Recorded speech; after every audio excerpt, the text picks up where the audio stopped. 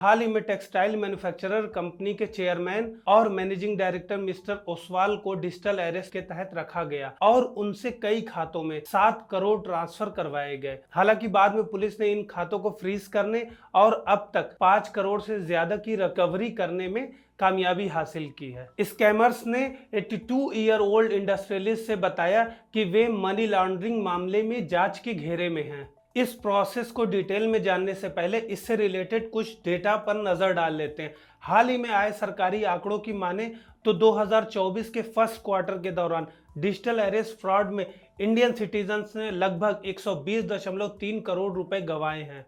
इसी को देखते हुए प्रधानमंत्री ने पिछले रविवार यानी 27 अक्टूबर को अपने मंथली रेडियो एड्रेस मन की बात के दौरान कई स्कैम्स के साथ साथ इस स्कैम्स को लेकर भी लोगों को आगाह किया है। वहीं national cyber crime reporting portal ने इस साल 1 जनवरी से 30 अप्रैल के बीच 0.74 मिलियन शिकायतें दर्ज की हैं, जबकि 2023 में 1.5 मिलियन शिकायतें दर्ज की गई थी। इंडियन एक्सप्रेस की एक रिपोर्ट में बताया गया है कि 2022 में 0.96 मिलियन शिकायतें दर्ज की गई थी, जो कि 2021 में दर्ज 0.45 मिलियन से लगभग 2 गुना ज्यादा थी।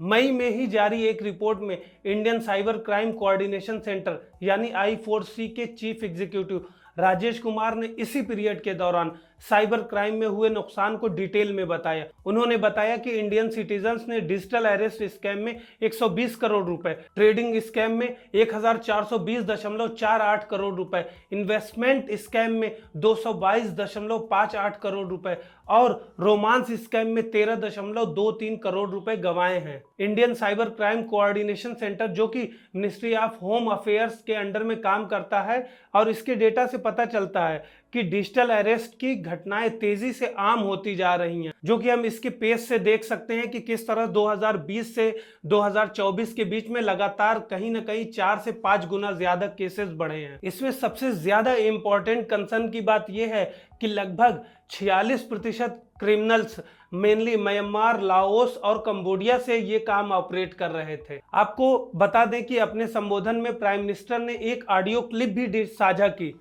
जिसमें डिजिटल अरेस्ट फ्रॉड के खतरों को लेकर आगाह किया गया, जिसमें एक स्कैमर्स खुद को एक पुलिस ऑफिसर बता रहा था, जिसने विक्टिम को अपना मोबाइल नंबर ब्लॉक करने के लिए अपना आधार नंबर बताने का आदेश दिया था। इसी क्लिप में आगे प्रधानमंत्री ने चेतावनी भी दिया कि ये ऑडियो एक गंभीर चेतावनी है, ये केवल इंटरटेनमेंट के लिए नहीं है, ये हमें डिजिटल अरेस्ट फ्रॉड में शामिल धोखे को दर्शाता है। ये स्कैम आमतौर पर धोखेबाजों द्वारा संभावित पीड़ितों को एक इलीगल एक्टिविटी के बारे में इन्फॉर्म करने से शुरू होता है, जो कथित तौर पर इलीगल होता है। विक्टिम्स से बाद में लॉ इन्फोर्समेंट ऑफिसर बनकर वीडियो कॉल के जरिए संपर्क किया जाता है, जो मामले को सॉल्व करने के लिए पेमेंट की मांग करते हैं। इन कॉल्स के दौरान पीड़ित को लगातार संपर्क में बने रहने के लिए मजबूर किया जाता है। इसी को स्कैमर्स डिजिटल अरेस्ट कहते हैं, जब तक कि वो उनकी फाइनेंशियल डिमांड को पूरा नहीं करते। आपको बता दें कि डिजिटल अरेस्ट फ्रॉड में स्कैमर्स जांच एजेंसियों या लॉ इन्फोर्समेंट बॉडी जैसे CBI, narcotics bureau, RBI, try, custom या इनकम टैक्स के ऑफिसर बनकर खुद को पेश करते हैं। ये स्कैमर्स ऑडियो या वीडियो कॉल के जरिए टारगेट तक पहुंचते हैं।